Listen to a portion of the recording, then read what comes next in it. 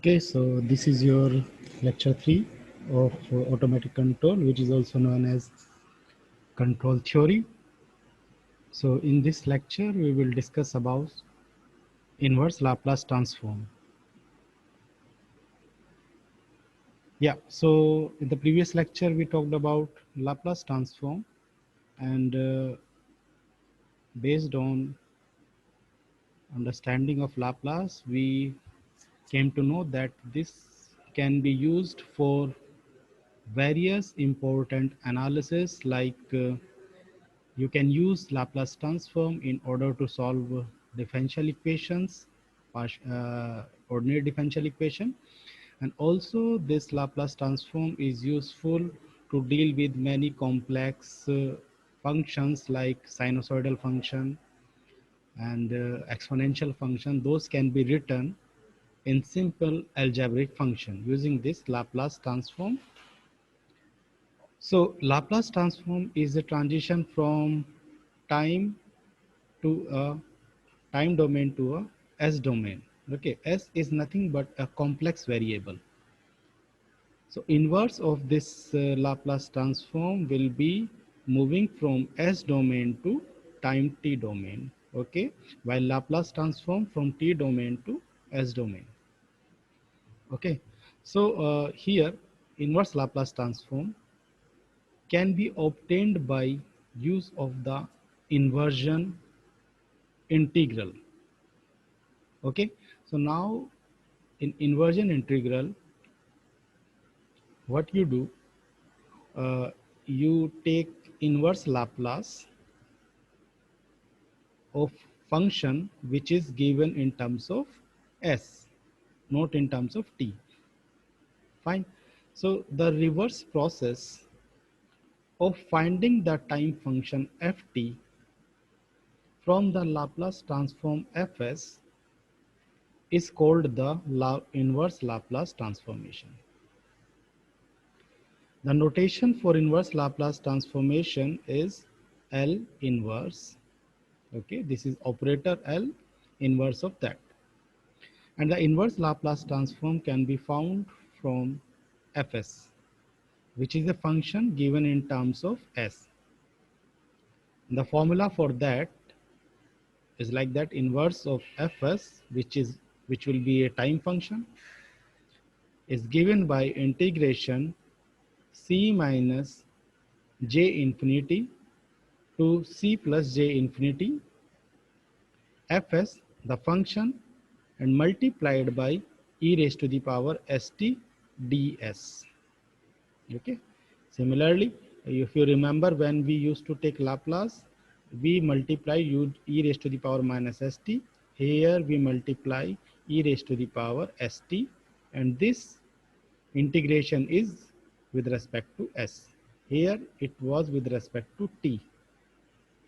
Okay, so and this is of course this is applicable for time greater 0, where c is the abscissa of convergence is a real constant. Okay, this c is a constant and is chosen larger than the real part of all singular point of fs. Thus the path of integration is parallel to the j omega axis. Okay, and is displayed by amount of c from it. The path of integration is to the right of all singular point. Yes, it is important. It is like fundamental how actually we calculate Laplace inverse, but it is not an easy task to calculate Laplace of a given function. Okay, due to this complex integral. However, the inverse integral is complicated and therefore its use is not recommended for finding inverse Laplace transform because it is time consuming process and it is not efficient to use that analytical method. A convenient method for obtaining inverse Laplace transform is to use a table of Laplace transform. Directly there are some standard Laplace transforms inverse Laplace and the Laplace, you can use directly those Laplace transforms. If a particular transform Fs cannot be found in a table, then we use partial fraction method.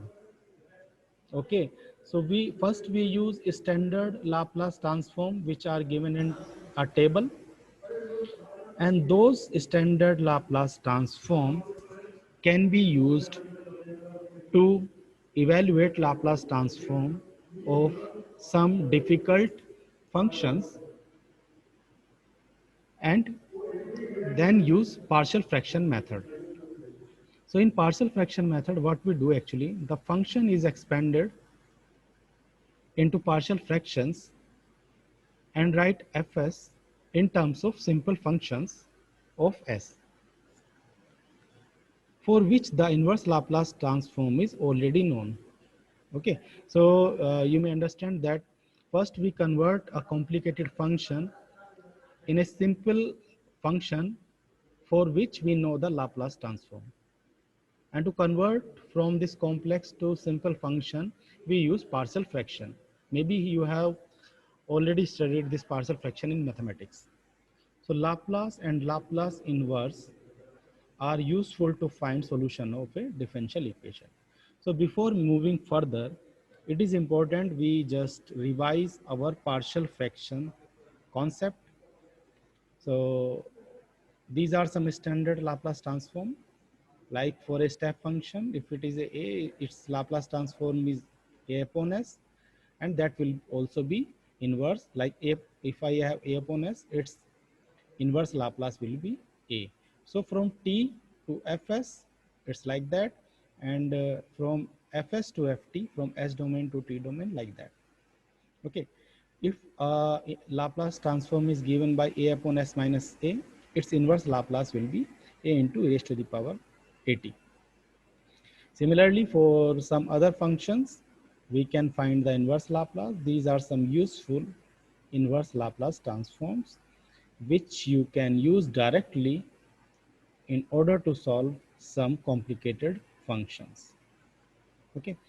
Before moving further, it's better to revise our partial fraction uh, theory. So let's understand how we take partial fraction. For example, I have this function 1 upon x square plus 2x minus 3. Now, this can be written like this. Okay, if we just reduce this function further, I can write it like this: x minus 3 and x minus 1. Okay, after reducing this function. Now, I write this 1 upon x plus 3, x minus 1 like this: a upon x plus 3, I separate it, plus b upon x minus 3. Now if I can calculate a and b, my task is done. Okay, so this function will be equals to this one. I just need to calculate a and b. Okay, how we do that? I multiplied this equation by x square plus 2x minus 3 on both the sides. So this side I have 1, and this side I will be having a into x minus 1. Okay, because x minus 3 will be cancelled out, so I will be having only x minus 1. And when I multiply it with x plus 3, x minus 3 here, so x minus okay, so here I think it should be x minus 1. I'm sorry, this is my fault. So x plus 3 will be cancelled out, x minus 1 will be cancelled out, and x plus 3 will be there. Now to calculate a and b, what we do, we make this term 0. How I can make this term 0? I put x is equals to 1. So this term will be 0, and I can simply calculate b. If I put x is equals to minus 3, then I will be having a simply. So this function will be equals to this one. Okay, so we simplified this function to this simple two terms. Okay, Another example of partial fraction, let's take this function 3x plus 3 plus 5 divided by 1 minus 2x square. In this case, how we write partial fraction? I write a upon 1 minus 2x whole square plus, because there are two powers, so you will write it in the fractions of reducing power. Then you write b upon 1 minus 2x. Okay, first second power, then first power. Now again you multiplied both the side with 1 minus 2x whole square. So on the left hand side you have this, on the right hand side it will be cancelled out, only a will be there, and 1 minus 2x will reduce one power, so you will be remaining with 1 minus 2x. After some calculation, you can write a plus b minus 2bx. Okay, we just open this bracket. Okay, now we equate the coefficients. First, I take the coefficient of x on the left hand side is 3, and coefficient of x on the right hand side is minus 2b. Okay, from here you can simply calculate b. Constant on the left hand side is 5, and constants on the right hand side is a plus b, and b you already know b, so you can calculate a here. So you put this a and b value here, so simply you can write this complex function in this form. Let's take another example of partial fraction. Fx is equals to 4x square minus 8x plus 16 divided by x in bracket x square minus 4x plus 8. If you look here, we tried and we found that we cannot reduce it further. Okay, it is not possible to reduce this function further. So first we write these two terms in partial fractions, like a upon x for the first term, and for the second term we use bx plus c. Okay, now multiply this denominator on both the sides. So in the left side we have this, in the right side x will be cancelled out, and you will be having only x square minus 4x plus 8x plus bx plus c. This x square minus 4x plus 8 will be cancelled out. Okay, and you will be having only x, so x is here. Again you equate coefficients of equations on both the sides. Coefficient of x square is 4, and coefficient of x square is a here and b here. Okay, because this x will be multiplied inside, so it will be bx square. So 4 is equals to a plus b. Then we take coefficient of x, this is minus 8 on the left hand side, and coefficient of x on the right hand side is minus 4a, and c. I get this equation, and the constant is 16 on the left hand side, on the right hand side constant is 8 into a.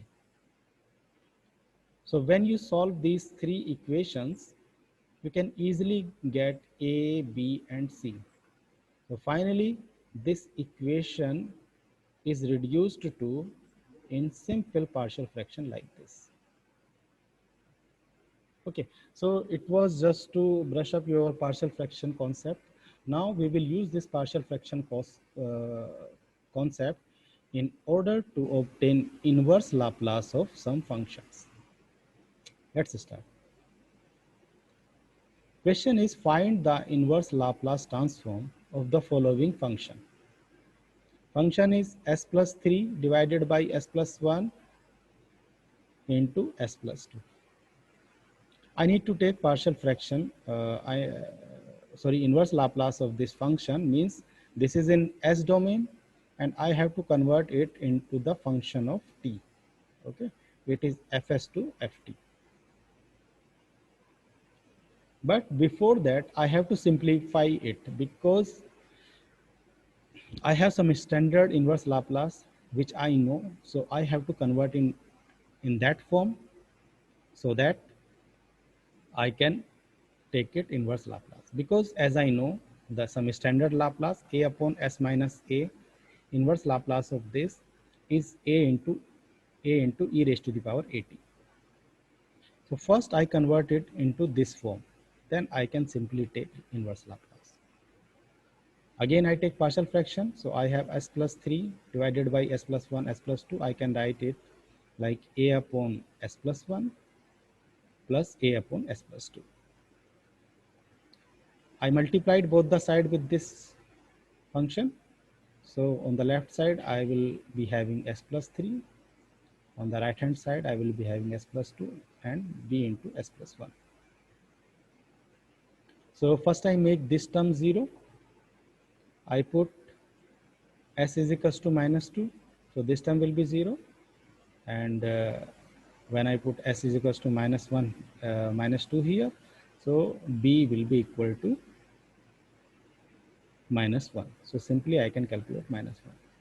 In second, I make this term 0. I put s is equals to minus 1 and I get the a is equals to 2. I put these two value here. Okay, a is equals to 2 and b is equals to minus 1 here. So I have this simplified form of the given function. Now easily I can take Laplace inverse of this function. Okay, Laplace inverse of 2 upon s plus 1 minus Laplace inverse of 1 upon s plus 2. So from here you can see a upon s minus a. So a is my 2. So 2 is here. Okay, 2 is here, and e raised to the power small at. E raised to the power small a is this minus 1. So minus 1 into 2, because here you have minus, then you get here plus. Okay, here you have plus, so you will have a minus here. Okay, similarly your capital A is 1. Okay, capital A is 1. I can put here 1. E raised to the power small a is minus 2t. So this is your inverse Laplace of this given function. It is easy. Okay, if you know the partial fraction, easily you can do that. Let's take another example.